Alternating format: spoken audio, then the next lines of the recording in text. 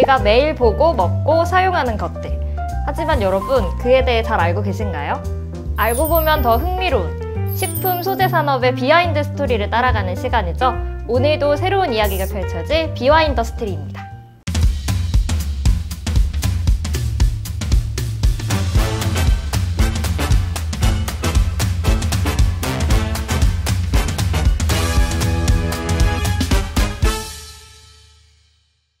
어릴 적 집에서 맛본 따뜻한 국물과 맛있는 반찬에는 항상 엄마의 손맛이 있었죠.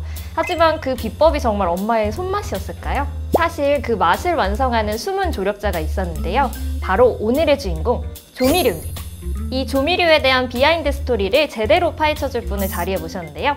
안녕하세요. 네, 안녕하세요. 저는 대상연구소에서 조미료 제품을 담당하고 있는 이유경 수석연구원이라고 합니다. 아, 반갑습니다. 네, 반갑습니다. 저희 오늘 비와인더스트리 첫 화인데 첫 손님으로 오신 소감이 어떠신가요? 네, 안 그래도 첫 손님이라 그래서 너무 긴장이 되고 떨리는데요. 최선을 다하겠습니다. 오, 자신감이 대단하신데요. 그럼 바로 한번 시작해볼까요? 연구원님, 조미료 하면 생각나는 이미지가 있잖아요. 어떤 분들은 맛에 필요한 필수 아이템이라고 생각하시는 분들도 있고 어떤 분들은 몸에 해로운 첨가물 아니야? 라고 생각하시는 분들도 있는데요. 요즘에 인식이 많이 바뀌었지만 과거엔 실제로 중국 식단 증후군이라고 해서 MSG에 대한 논란이 있었어요. 1960년대에 미국의 한 의사가 중국 음식점에서 음식을 먹고 난 후 갑자기 불편한 증상을 느꼈다는 내용인데요. 이 원인 중 하나를 MSG로 지목했던 거죠. 오, 그게 사실인가요, 그러면? 아, 절대 아니죠.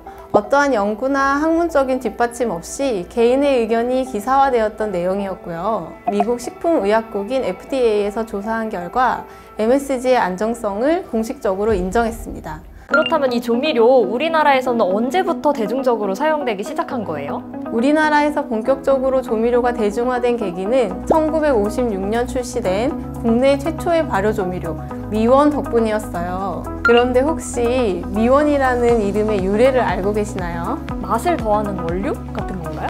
비슷해요. 미원의 미는 맛이라는 뜻이고 원은 으뜸이라는 의미를 담고 있어요. 즉, 맛의 으뜸이라는 뜻이죠. 국내 최초의 발효 조미료인 미원이 출시되면서 시장도 커졌고 그 후로도 다양한 조미료들이 계속 등장해 왔잖아요. 현재에 이르기까지 어떤 식으로 변화를 해왔나요? 조미료는 크게 발효조미료, 종합조미료, 자연재료 조미료로 나눌 수 있는데요. 발효조미료는 미원이 대표적입니다. 이때 처음으로 사탕수수를 발효시킨 MSG가 만들어지면서 누구나 쉽고 빠르게 감칠맛을 낼 수 있는 시대가 열린 거죠. 1970년대부터는 종합조미료가 등장했습니다. 소고기나 멸치, 조개 등의 풍미를 더했어요.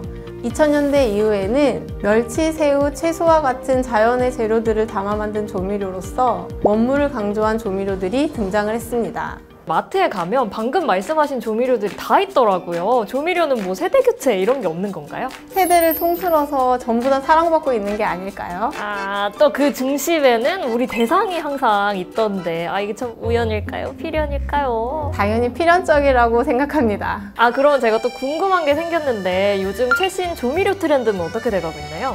현재는 소비자의 취향과 라이프 스타일에 맞춰 새로운 조미료 시장이 형성된다고 볼 수 있습니다.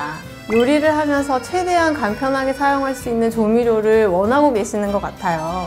그래서 티백, 한알, 액상 조미료 등 점점 다양한 형태로 나누어지고 있는데요. 소비자들이 입맛이 다양해지면서 플레이버가 세분화되고 있는 추세입니다. 연구원님이시잖아요. 네. 연구원은 조미료 사용을 어떻게 하나요? 아, 제가 사실 요리를 잘 하지 않아서 뭐라고 말씀드리기 좀 어려운 부분이 있는데 제품 패키지에 있는 레시피를 최대한 준수를 하는 편입니다. 그런데 요즘 소비자분들은 자신만의 방식으로 활용하는 경우도 많더라고요. 오, 예를 들면 어떤 게 있을까요? 예를 들면 멸치 하나가 사골 하나를 넣으면 멸치 사골 육수가 된다던가 라면에 사골 하나를 넣으면 사골 육수를 끓인 듯한 더욱 깊은 맛을 즐길 수 있는 거죠. 저희가 미리 정해둔 레시피를 넘어 이렇게 소비자들이 직접 새로운 베리에이션을 만들어내는 것도 조미료의 큰 매력인 것 같아요. 와, 정말 조미료가 매력 덩어리가 아닐 수 없는데요. 그럼 우리 대상 청정원에서는 이런 변화에 맞춰서 어떤 제품들을 내놓고 있나요? 대표적으로 맛선생 시리즈가 있는데요. 국물 요리를 간편하게 완성할 수 있는 국물내기 한알과 맑은 국과 무침에 최적화된 구운 대파 채소액이 대표적이에요. 멸치 디포리를 활용해 깊은 감칠맛을 내는 멸치 디포리 한알, 양파, 대파, 배추, 무, 표고버섯이 담긴 담백한 야채 한알, 청정 호주산 사골을 초고압 방식으로 우려낸 사골 한알, 볶은 황태채와 콩나물, 무, 대파 등이 어우러져 풍미를 낸 황태 한알, 이렇게 4가지 제품이 있고요. 구운 대파 채소액은 스페인의 칼소타다라는 대파구이 요리에서 아이디어를 얻었는데요. 국산 대파와 양배추를 230도 고온에서 구워 추출했기 때문에 대파 특유의 아린 맛이 없이 깔끔하면서도 깊은 풍미를 살렸어요. 제품을 개발하시면서 어려운 점도 많으실 것 같은데요. 개발하시면서 좀 기억에 남는 일이 있으신가요?